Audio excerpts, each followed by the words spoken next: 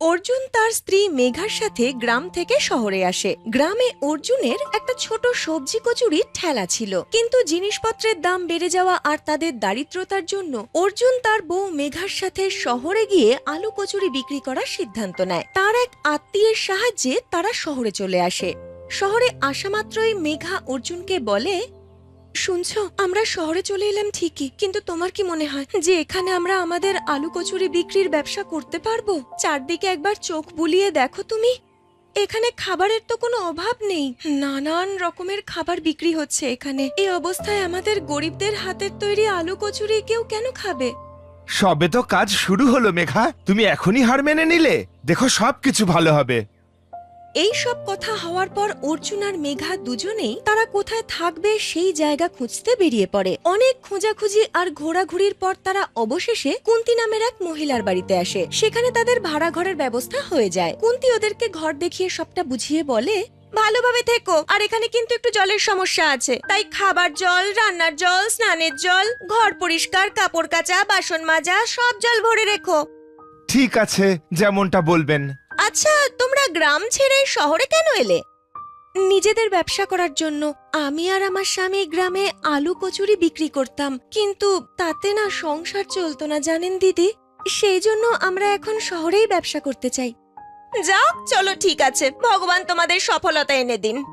কিছুদিনের মধ্যেই অর্জুন তার বাড়ির কাছের একটি বাজারে আলু কচুরি বিক্রি করা শুরু করে দেয়, যেখানে আগে থেকেই ফাস্ট ফুডের অনেক দোকান ছিল। এই অবস্থায় অর্জুনের থেকে আলু কচুরি খাওয়ার জন্য অল্প কয়েকজন লোকে আসতো। অর্জুন যতটা মাল তৈরি করত তার অর্ধেকটাই বিক্রি হতো। এই দেখে অর্জুন বিরক্ত হয়ে তার বউকে বলে, মেঘা, কিচ্ছু মাথায় ঢুকছে না। এখানকার লোকজন সবাই ফাস্ট ফুড খায় এত যে মনে হচ্ছে এখানে কেউ আলু কচুরি খায়ই না। হ্যাঁ গো, যদি আলু কচুরি বিক্রি না হয় তাহলে আমরা কি করব? ঘর ভাড়াও তো দিতে হবে। মেঘা, এমন একটা জায়গা খুঁজতে হবে যেখানে লোকজন আলু কচুরি খায়, আর সস্তায় দিলে আমাদের আলু কচুরি খাবেও। এরকম জায়গা আমরা কোথায় পাবো? আচ্ছা শোনো, আমরা রেল স্টেশনে আলু কচুরি বিক্রি করা শুরু করি না গো? এমনিতেও রেল স্টেশনে সব রকমের দোকান থাকে, ধনী বড়লোক সব রকমের লোক আসে। ওখানে তো সবাই বড়লোক তা তো নয়, বলো? ওখানে আমাদের আলু কচুরির ব্যবসা ভালো চলবে, দেখো। তুমি ঠিক বলেছ মেঘা, আমাদের মনে হয় স্টেশনে গিয়েই আলু কচুরি বিক্রি করা উচিত। কিন্তু স্টেশনে আলু কচুরির দোকান দিতে হলে আমাদের কারোর সাহায্যের প্রয়োজন। অর্জুন আর মেঘা এত কথা বলছে, তখনই কুন্তি সেখানে আসে আর তাদের কথা শুনে বলে, আরে চিন্তা কেন করছো? আমি আছি তো, আমি তোমাদের সাহায্য করব। আমার স্বামীর সাথে স্টেশন মাস্টারের ভালো পরিচয় আছে, ও তোমাদেরকে ঠেলা নিয়ে বসতে ওখানে সাহায্য করবে। আপনাকে যে কি বলে ধন্যবাদ জানাবো। কুন্তি সেখান থেকে চলে যায় আর পরের দিনই তার স্বামীর সাথে অর্জুন আর মেঘার বিষয়ে কথা বলে। কুন্তির স্বামী স্টেশন মাস্টারের সাথে কথা বলে আর অর্জুন যাতে শহরের রেল স্টেশনে তার ছোট্ট ঠেলা গাড়িটা নিয়ে বসতে পারে তার ব্যবস্থা করে দেয়। স্টেশন জুড়ে অর্জুনের আলু কচুরির গন্ধ ছড়িয়ে পড়ল, আর এই গন্ধের টানে নিত্যযাত্রীরা অর্জুনের দোকান থেকে আলু কচুরি খাওয়া শুরু করলো। এরকমই একদিন স্টেশনে কাজ করে বীরজু নামের এক কুলি অর্জুনের কাছে যায় আর বলে, আরে কেমন আছো অর্জুন দা? আমি একদম ভালো আছি রে, তুই কেমন আছিস? আমিও একদম ভালো আছি। দাও দেখি এক প্লেট আলু কচুরি খাই। এই নে, খেয়ে দেখ। সত্যি বলছি অর্জুন দা, তোমার হাতের আলু কচুরি না একেবারে মুখে লেগে থাকে, সত্যি বলছি। আর তাছাড়া তুমি দামও এত কম নাও, তা না হলে তো আমাদের খাবার খেতে অন্য কোনো দোকানে আবার দৌড়াতে হতো। আর বোঝই তো, রোজগার পাতিও এত নেই যে খাওয়া দাওয়ার পিছনে এত খরচা করব। কিন্তু এই স্টেশনে জবে থেকে তুমি আলু কচুরি বিক্রি শুরু করেছো, একদিকে আমাদের পয়সা পাচ্ছে, ওদিকে পেট ভরে খাবারও জুটছে। ধন্যবাদ। তুই পেট ভরে খাবি, লজ্জা করবি না কিন্তু। এইভাবেই বীরজু অর্জুনের সাথে কথা বলতে বলতে আলু কচুরি খেতে থাকে, তারপর নিজের কাজে বেরিয়ে পড়ে। দিন কাটতে থাকে, আর যে যাত্রীরা রোজই শহরে যাতায়াত করত তারা তো অর্জুনের আলু কচুরির পার্মানেন্ট গ্রাহক হয়ে গিয়েছিল। আর এমন কোনো দিন ছিল না যেদিন তারা অর্জুনের হাতের তৈরি আলু কচুরি না খেয়ে ফিরেছে। এমনই একদিন অর্জুন তার ঠেলা গাড়িতে করে সবে আলু কচুরি বিক্রি করবে, তখন মোহন নামের এক ধনী ব্যক্তি হাতে অনেকগুলো ব্যাগ নিয়ে যেই অর্জুনের ছোট্ট ঠেলার সামনে দিয়ে যাচ্ছিল, তখন তার ব্যাগে ধাক্কা লেগে মোহনের সব জিনিস নিচে পড়ে যায়, তার অনেক ক্ষতি হয়ে যায়। তখন মোহন বলে, তুমি যদি খাবারই বেচবে তাহলে অন্য কোথাও গিয়ে বেচকে যাও। স্টেশনে প্ল্যাটফর্মের মাঝখানে এইভাবে ব্যবসা করা যায় নাকি? আমার ব্যাগ, আমার সমস্ত জামা কাপড় সব তুমি নোংরা করে দিলে। সাহেব, এ আপনি কি বলছেন? আমি তো আমার নিজের জায়গাতেই ছিলাম, বরং আপনার জন্যই আমার অনেক ক্ষতি হলো। তোমার তো দেখছি যত বড় মুখ নয় তত বড় কথা। তুমি জানো আমি কে? এই শহরের সব থেকে ধনী মানুষদের মধ্যে আমি একজন, আর তুমি কিনা আমাকে দোষ দিচ্ছ। সাহেব, আমাকে মিথ্যে দোষ দিচ্ছেন। দোষ তো আপনারই। আপনার দেখে চলা উচিত ছিল। এখন আমি গ্রাহকদের আলু কচুরি দেব কি করে? আপনার জন্য দেখুন আমার কত মাল নষ্ট হলো। আপনি এর ক্ষতিপূরণ দিন। অর্জুনের কথা শুনে মোহন খুব রেগে যায় আর সে অর্জুনকে ঠাস করে একটা চড় মেরে দেয়। সেই সাথে স্টেশন মাস্টারের কাছে গিয়ে অর্জুনের নামে কমপ্লেন করে দেয়। মোহন বড়লোক বলে স্টেশন মাস্টারকে তার কথা শুনতে হয়, আর পরের দিন থেকে স্টেশন মাস্টার অর্জুনকে রেল স্টেশনে ঠেলা নিয়ে বসতে মানা করে দেয়। এই সমস্ত কথা যখন মেঘা জানতে পারে তখন সে বলে, শহরের লোকেরা কি অদ্ভুত গো, নিজের দোষ স্বীকার করে না। আর তুমি তো তোমার নিজের অধিকারের টাকাই চেয়েছিলে, তুমি তো আর এমনি এমনি ওনার কাছে টাকা চাওনি। এবার আমরা স্বামী স্ত্রী কি করি বলো তো? কিচ্ছু বুঝতে পারছি না মেঘা, এখন আমি কি করব? কত কষ্ট করে আলু কচুরির ব্যবসাটা শুরু করলাম, এবার না জানি কি হবে।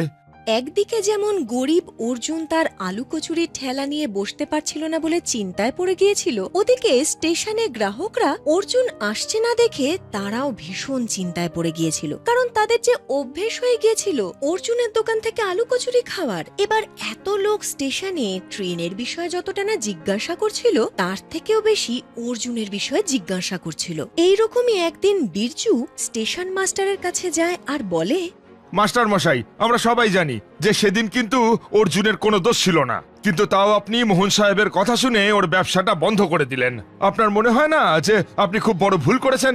একজন গরিব মানুষের ভাত কাপড় জোটানোর রাস্তাটা আপনি বন্ধ করেছেন। আমি তো বলবো অর্জুনকে আবার আপনি ডেকে আনুন।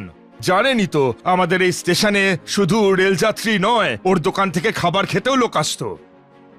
বিরজুর কথা শুনে স্টেশন মাস্টার সম্মত হন আর বিরজুকে বলে অর্জুনকে ডেকে নিয়ে আসতে। এরপর বিরজু অর্জুনের বাড়িতে যায় আর তাকে সব কথা বলে। সব শুনে অর্জুন বিরজুকে জড়িয়ে ধরে আর বলে, তোকে অসংখ্য ধন্যবাদ বন্ধু, তুই গিয়ে আমার জন্য স্টেশন মাস্টারের সাথে কথা বলেছিস। ভাবতেও পারিনি যে স্টেশন মাস্টার আমাকে আবার স্টেশনে বসে আলু কচুরির ব্যবসাটা করতে দেবেন। কি যে বলো দাদা, একজন গরিবই আর একজন গরিবের দুঃখ বুঝতে পারে। আমি খুব ভালো মতন জানি যে এই বড় লোকদের শহরে আমাদের মতন গরিব লোকেদের পেট ভরে খাওয়াও মুশকিল। এই বলে বিরজু সেখান থেকে চলে যায় আর পরের দিন থেকে অর্জুন আবার স্টেশনে আলু কচুরি বিক্রি করা শুরু করে দেয়। অর্জুনকে আবার স্টেশনে আলু কচুরি বিক্রি করা শুরু করতে দেখে যাত্রীরা খুব খুশি হয়। এমনই একদিন মোহন যখন কাজ করে ফিরছিল, তখন সে কিভাবে কে জানে ভুল করে মোবাইলটা ট্রেনেই ফেলে আসে। তার ভীষণ খিদেও পেয়েছিল। সে যখন পকেটে হাত ঢুকিয়ে দেখতে যায় যে তার কাছে ক টাকা আছে, দেখে মাত্র 20 টাকা আছে। এই দেখে সে বলে, আমি যদি এক্ষুনি কিছু মুখে না দিই তাহলে এখনই আমি অজ্ঞান হয়ে যাব, আর আমার সুগার লেভেলও ঝপ করে অনেক নিচে নেমে যাবে। আমাকে এক্ষুনি যা হোক কিছু খেতেই হবে। কিন্তু আমি খাবোটা কি? এই কটা টাকায় আমি কি বা খাবার কিনতে পারবো যা খেয়ে আমি একটু সুস্থ বোধ করব? তখন মোহনের নজর পড়ে অর্জুনের ঠেলার দিকে। মোহনকে দেখে অর্জুন চিনতে পেরে যায়। মোহন অর্জুনের থেকে 1 প্লেট আলু কচুরি নেয় আর তাড়াতাড়ি খেতে শুরু করে। এরপর সে ব্যাগ থেকে সুগারের ওষুধ বের করে খেয়ে নেয়। এবার সে একটু সুস্থ বোধ করে। তখন মোহন অর্জুনকে বলে, আমাকে ক্ষমা করে দিও, সেদিন তোমার সঙ্গে আমি খুব দুর্ব্যবহার করেছি। দোষ আমার ছিল, তাও আমি জেনে শুনে তোমার নামে দোষ দিয়েছিলাম। কিন্তু আজ আমি বুঝতে পেরেছি যে কম টাকাতেও যদি খাবার পাওয়া যায় তাহলে কত মানুষের উপকার হয়। কোনো ব্যাপার না সাহেব, আপনি আপনার নিজের ভুল বুঝতে পেরেছেন, এটাই অনেক বড় কথা। আপনাকে আর আলু কচুরি দেব? অর্জুনের কথা শুনে মোহন হ্যাঁ বলে মাথা নাড়ায়। অর্জুন আরো 1 প্লেট আলু কচুরি মোহনকে খেতে দেয়। আর এভাবেই গরিব অর্জুনের রেল স্টেশনে আলু কচুরি বিক্রির ব্যবসা সুন্দরভাবে চলতে থাকে। মিরপুর নামের এক গ্রামে মনোজ নামের এক ব্যক্তি চিলি পটেটো বিক্রি করত। এর আগে মনোজ বেশ কয়েকদিন শহরের একটি হোটেলে কাজ করত। শহরের তার সেই চাকরিটা চলে যাওয়ার পর গ্রামে এসে একটা ঠেলায় করে চিলি পটেটো বেচা শুরু করলো। প্রত্যেকদিন ঠেলায় করে চিলি পটেটো বিক্রি করতে করতে জোরে জোরে সে বলতো, আসুন আসুন, মনোজের স্পেশাল হানি চিলি পটেটো খেয়ে যান। আসুন আসুন, সবাই আসুন, এরকমটা কোথাও পাবেন না। দাদা, এক প্লেট চিলি পটেটো কত করে নিচ্ছ? ওই যে দাদা, দাম সামনের বোর্ডেই লেখা আছে, এক প্লেট চিলি পটেটো মাত্র 50 টাকা। আচ্ছা, তাহলে তো ঠিকই আছে, এক প্লেট বানিয়ে দাও হানি চিলি পটেটো। রোজ সকালে তাড়াতাড়ি উঠে সে বাজার থেকে টাটকা শাকসবজি কিনে আনে আর তারপর বাড়িতে এসে নুডলস আলু ফ্রাই করে, সেই সাথে চিলি পটেটোর জন্য নিজের হাতে মশলা আর চাটনি তৈরি করে। সেই জন্য তার তৈরি চিলি পটেটো এত সুস্বাদু হয় খেতে। মনোজদা, তোমার হানি চিলি পটেটোর কোনো তুলনা হয় না। এটা তুমি এমন কি দিয়ে বানাও বলো তো? দাদা, আমি নিজের হাতে চিলি পটেটোর জন্য মশলা আর চাটনিগুলো বানাই, তাজা সবজি ব্যবহার করি। জিনিসপত্র এক নম্বর হলে চিলি পটেটোর স্বাদ তো ভালো হবেই, তাই না? হ্যাঁ, এটা তুমি একদম ঠিক বলেছো। মনোজের চিলি পটেটো এত ফেমাস ছিল যে সে ঠেলা নিয়ে বসা মাত্রই চিলি পটেটো খাওয়ার লোকের লাইন লেগে যেত। সে বসতে না বসতেই চিলি পটেটো শেষ। ও দাদা, এক প্লেট চিলি পটেটো দিন না। কোত্থেকে দেবো দাদা, চিলি পটেটো সব শেষ হয়ে গেল। ওহ, আজ তোমার চিলি পটেটো খাওয়ার খুব ইচ্ছে হচ্ছিল, একটু বেশি করে বানিয়ে আনতে পারো না? দাদা, চিলি পটেটো খেতে যখন এত ইচ্ছা করছে, আপনি উল্টো দিকের দোকান থেকে খেয়ে নিন না। আরে না না না, চিলি পটেটো বানাতে ও পারে নাকি? জিনিসও ভালো না, স্বাদও না। ওর বানানো চিলি পটেটো খাবোই না। মনোজের গ্রাহক ঠিকই বলতো, গুলাবও ছিল মিছরির ছুরি। গ্রাহকদের মিষ্টি কথায় ফাঁসাতো, তারপর গ্রাহকদের চিলি পটেটোর নামে বাজারের সস্তা আলু মশলা আর চাটনি মিশিয়ে দিয়ে দিত। ওর দোকানের চিলি পটেটোর দামও মনোজের থেকে অনেক কম ছিল, এই জন্য কয়েকজন গ্রাহকও আসতো। দিদি, মনোজ তো চিলি পটেটোর দাম 50 টাকা নেয়, তাহলে তুমি 40 টাকায় দাও কি করে? তুমি কি আমাদের খারাপ জিনিস খাও নাকি বলো তো? আরে না না দাদা, আমার চিলি পটেটো তো একদম টাটকা সবজি আর ভালো মশলা দিয়ে করা। হ্যাঁ, আমি ওই মনোজের মতো অত লোভী নই, সেই জন্য আমি একটু কমেই দিই। এই শুনে গ্রাহকের খুব ভালো লাগে আর গুলাবও মনে মনে মনোজ আর গ্রাহককে নিয়ে হাসতে থাকে। মা গো মা, যতদিন এই সংসারে এরকম মূর্খ লোকজন থাকবে, আমার কাজ তো যেন চলতেই থাকবে। সেদিনের পর থেকে মনোজ আরো বেশি করে চিলি পটেটো বানিয়ে আনতে লাগলো। সেই সাথে তা যেন পরিষ্কার পরিচ্ছন্ন আর সুস্বাদু হয় সে খেয়াল রাখতো। তাই ও ঠেলা নিয়ে বসতে না বসতেই গ্রাহকরা ভিড় করে দাঁড়াতো। সন্ধে হওয়ার আগেই তার সব মাল বিক্রি হয়ে যেত। মনোজ ভালো বিক্রি বাট্টা করে বাড়ি ফিরতো। মনোজের বাড়িতে ছিল তার স্ত্রী এবং তার এক সন্তান পিঙ্কু, যে ছিল অসুস্থ, যার চিকিৎসার জন্য মনোজ টাকা জোগাড় করছিল। তার স্ত্রী বলে, ও মা, আজকে তো অনেক টাকা রোজগার করেছো। হ্যাঁ গো, শুনছো, তুমি ভুলভাল কিছু করছো না তো? তুমি পরিশ্রম করেই টাকা উপার্জন করছো তো? পরিশ্রম আর সততা দিয়ে কামানো এই টাকা, সবাইকে হানি চিলি পটেটো খাইয়ে এই টাকা রোজগার করেছি। এই শুনে হেমা একটু ভাবনায় পড়ে আর তাদের অসুস্থ ছেলে পিঙ্কুর কথা চিন্তা করতে করতে বলে, তাহলে ঠিক আছে, তুমি এভাবে উপার্জন করতে থাকলে পিঙ্কুর ভবিষ্যৎটা সত্যি সুন্দর হবে। আরে হেমা, তুমি কেন চিন্তা করছো? আরে আমি যখন আছি, পিঙ্কুর কিচ্ছু হবে না। দেখো, ঈশ্বরের কৃপায় আমার ব্যবসা খুব ভালো চলছে। কয়েকদিনের মধ্যে পিঙ্কুর চিকিৎসাও করিয়ে ফেলবো। তাহলে ঠিক আছে, তুমি এভাবেই পরিশ্রম করতে থাকো, দেখে নিও তোমার এই চিলি পটেটো সারা গ্রামে বিখ্যাত হবে। কিন্তু মনোজ আর হেমার এই ভালো সময় বেশি দিন থাকলো না। একদিন পিঙ্কু খুব অসুস্থ হলো, ওর ক্যান্সার ধরা পড়লো। এটা মনোজ কাউকে জানালো না। মনোজের উপার্জনের সব টাকা পিঙ্কুর চিকিৎসায় বেরিয়ে যেত। এইরকম অবস্থায় মনোজ আরো টাকা উপার্জনের কথা ভাবলো। কি যে করি আমি? যা টাকা রোজগার করি, পিঙ্কুর চিকিৎসায় সব টাকা চলে যায়। সংসারের খরচ আমি চালাই কি করে? যে করেই হোক আমায় রোজগার আরো বাড়াতে হবে। এই ভেবে মনোজ বেশি উপার্জনের জন্য তার চিলি পটেটোতে বাজারের সস্তা জিনিস ব্যবহার করতে লাগলো। সস্তা আলু, বাজে তেল, সস্তা চাটনি, বাসি সবজি, যতটা পারা যায় সব করলো। আসলের পরিবর্তে নকল জিনিস ব্যবহার করে তার চিলি পটেটোর স্বাদ খারাপ হয়ে যায়। কিন্তু মনোজ দাদা, আজকাল তোমার চিলি পটেটোতে আগের মতন আর স্বাদ নেই। সত্যি কথা বলছি দাদা, তোমার চিলি পটেটোর থেকে এখন উল্টো দিকের দোকানের পটেটোর স্বাদ বেশি। এ কি বলছেন দাদা? আমার চিলি পটেটোর স্বাদ আগের মতোই আছে। মনোজ তার গ্রাহককে অনেক বোঝায়, তার মন ভোলানোর চেষ্টা করে, কিন্তু গ্রাহক সেখানে আর দাঁড়ালো না। এবার গ্রাহকরা গোলাবর ঠেলার সামনে ভিড় করতে লাগলো। কই গো দিদি, এক প্লেট চিলি পটেটো দাও দেখি। এক প্লেট আমাকেও দিও দিদি। হ্যাঁ হ্যাঁ, সবাইকে দিচ্ছি, আর একটু সবুর তো করুন। সেদিনের পর থেকে মনোজ যতটা চিলি পটেটো বানিয়ে আনতো সব রয়ে যেত। সকাল থেকে সন্ধে পর্যন্ত সে দাঁড়িয়েই থাকতো, কিন্তু চিলি পটেটো কিনতে কেউ আসতো না। সমস্ত গ্রাহক গুলাবোর ঠেলার সামনে ভিড় করত। মনোজের এই অবস্থা দেখে গুলাবো ভাবলো, যদি আমি চিলি পটেটোর দাম আরেকটু কমিয়ে দিই তাহলে তো এই মনোজ তো গেল, ও তো চিলি পটেটো বিক্রি করা বন্ধই করে দেবে। এই ভেবে গুলাবো তার চিলি পটেটোর দাম আরো কমিয়ে দেয়। সে 40 টাকারটা 30 টাকা করে দেয়। এই দেখে গ্রাহকরা বলে, আরে সে কি দিদি, 40 টাকা যেটার দাম ছিল সেটা এখন 30 টাকা করে দিলে। এটা কিন্তু তুমি খুব ভালো করেছো, এখন আমরা আরো বেশি করে খাবো।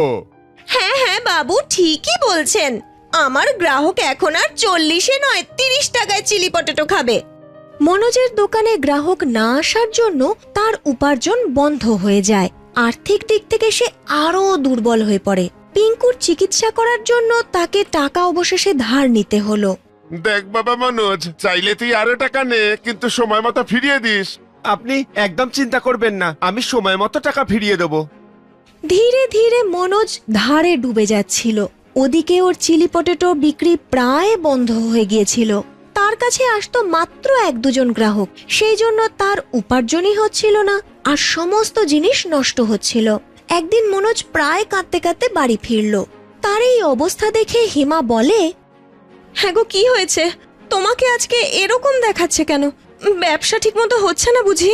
কাজকর্মের অবস্থা খুব খারাপ হেমা। সারাদিন আমি গলা ফাটিয়ে চিৎকার করি, কিন্তু কোনো খদ্দের আসে না। সব খাবার নষ্ট হয়ে যায়, তার উপর আমার মাথার উপর এত ঋণের বোঝা। এসব কি বলছো? আমি তো বুঝতেই পারছি না যে তোমার ব্যবসা হঠাৎ এভাবে পড়ে গেল কেন। তুমি ধার নিয়েছো, আমাকে জানাওনি? হেমা জিজ্ঞেস করাতে মনোজ তাকে সবটা বলে দেয়, আর এটাও যে পিঙ্কু এখন ঠিক আছে, কিন্তু ওর চিকিৎসার জন্য সমস্ত টাকা খরচ হয়ে যায়, তাই সে চিলি পটেটোতে ভেজাল মেশাচ্ছে। হেমা এই সব কথা শুনে কাঁদতে শুরু করে। পরিশ্রম করে তুমি যখন ভালোই উপার্জন করছিলে, খাবারে তোমার ভেজাল মেশানোর তাহলে কি দরকার ছিল? এখনো সময় আছে, তুমি আবার আগের মতোই পরিশ্রম করে সৎভাবে কাজ করো, সব ঠিক হয়ে যাবে। হেমার সব কথা শুনে মনোজ নিজের ভুল বুঝতে পারে। এবার সে আবার সেই আগের মতোই আলু ফ্রাই করতে লাগলো। এখন সে টাটকা সবজি ব্যবহার করত, আর টাটকা মশলাও। নিজের হাতে চাটনি তৈরি করে, তারপরে বাজারে গিয়ে গ্রাহকদের জন্য অপেক্ষা করতে লাগলো। কিন্তু অনেক অপেক্ষা করার পরেও একজন গ্রাহকও এলো না। ওদিকে গুলাবোর ঠেলার সামনে গ্রাহকের ভিড় উপচে পড়ছে। এই দেখে মনোজের মন খারাপ হয়ে যায়, আর সে মনে মনে বলে, মনে হচ্ছে কেউ আর আমার থেকে চিলি পটেটো খেতে চায় না। বাবা, এক প্লেট চিলি পটেটো দাও তো, আমার নাতি চিলি পটেটো খেতে খুব ভালোবাসে। দাদু, চিলি পটেটো খেতে আপনি ভালোবাসেন না? চিলি পটেটো খেতে তো আমিও ভীষণ ভালোবাসি। এক কাজ করো বাবা, তুমি 2 প্লেটই দিয়ে দাও আমায়। ওই বৃদ্ধ মানুষটাকে দেখে আরো অনেক গ্রাহক মনোজের ঠেলার সামনে এসে দাঁড়ায়, আর তার চিলি পটেটো খেয়ে সবার খুব ভালো লাগে। বাহ মনোজদা, আবার আগের মতো স্বাদ হয়েছে। তোমার চিলি পটেটো খেয়ে আবার আগের কথা মনে পড়ে গেল। সত্যি বলছি, তোমার হাতে না জাদু আছে। এইভাবেই মনোজের চিলি পটেটো গ্রাহকদের আবার ভালো লাগতে শুরু করলো, আর তার ব্যবসায় আবার উন্নতি হতে লাগলো। ওদিকে গুলাবোর দোকানের চিলি পটেটোর দাম কম হওয়া সত্ত্বেও কারোর সেটা খেতে ভালো লাগতো না। অবশেষে গুলাবো চিলি পটেটো বিক্রি করা বন্ধই করে দিল।